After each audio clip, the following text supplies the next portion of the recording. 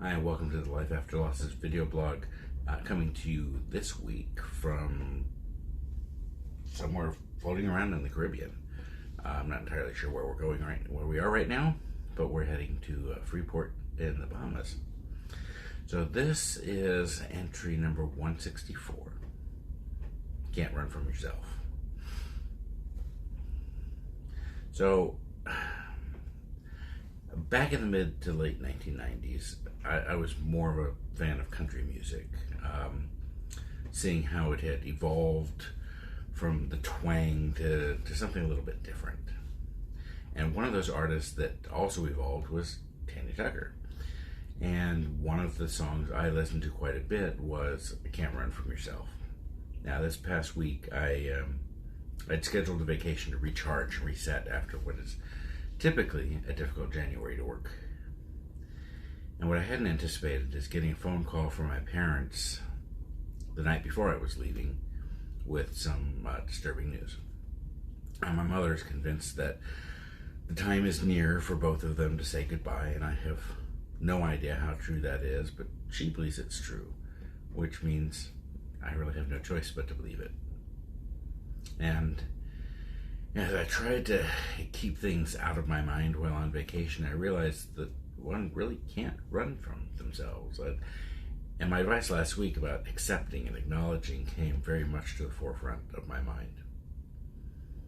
You know, one of the things I have to learn to acknowledge and accept is the fact that there's nothing I can do to prevent things from happening. I have control over my life to a great extent, but not anybody else's. And this reminder is like realizing the batteries in the flashlight are all dead right before nor'easter. It's an understanding that despite our best efforts, the snow's going to come, and we have to learn how to stand in the storm, not because we're unyielding, but because there's a certain grace in acknowledging our vulnerability. So what can we do to when we're faced with some potentially bad news? For me, in the moments like these when I've got something troubling on my mind, finding peace becomes paramount. And one method I use is through grounding techniques. It reminds me of being connected to the present. That could be as simple as feeling the earth under my feet, or focusing on the rhythmic pattern of your breath. It doesn't stop the storm, but it reminds me that now is the only thing that's real. And sometimes embracing solitude can be a powerful ally. You know, as I'm out here floating around in the Caribbean by myself, I'm finding some space to reflect, to grieve, to honor my feelings without the noise of the world drowning them out.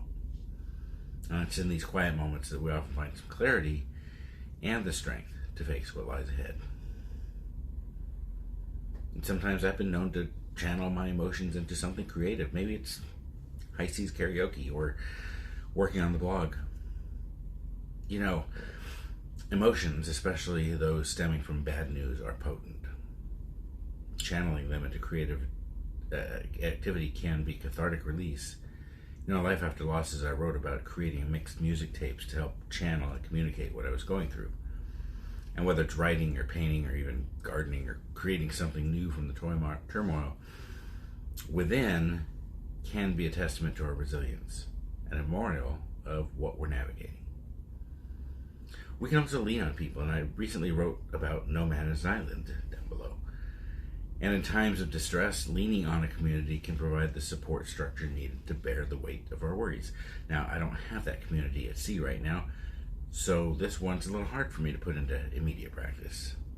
But I do know that sharing our fears and uncertainties with others doesn't make them disappear, but it can lighten the load, making it easier to carry. You know, ultimately coming to terms with the fact that we can't control everything means embracing change with grace. It's about understanding that while we can't steer the direction of the wind, we can adjust our sails. It's a lesson in humility and courage, recognizing that the only constant in life is change itself. You know, I've been preparing myself for this eventuality for years, ailment after ailment, yet they've always been resilient. And the fact of the matter is that resilience that they have will give way at some point. We prepare for the inevitable. We live for the now. Always. And my mom told me before I left to continue with my plans and continue to live my life. I have no intention of stopping. And so as Tanya Tucker's lyrics linger in the backdrop of my mind, reminding me that I can't run from myself, it's important to remember that wherever we go, our problems do indeed follow us. But it's not just our problems that tag along, it's also our strength, our resilience, our knowledge, and our capacity to love and be loved, even in the face of adversity. In facing the truth that we can't run from ourselves or our circumstances, embracing our vulnerabilities and finding strength in them becomes our greatest power. Life is a journey of acceptance. It's of understanding that while we can't control everything, we're never truly powerless.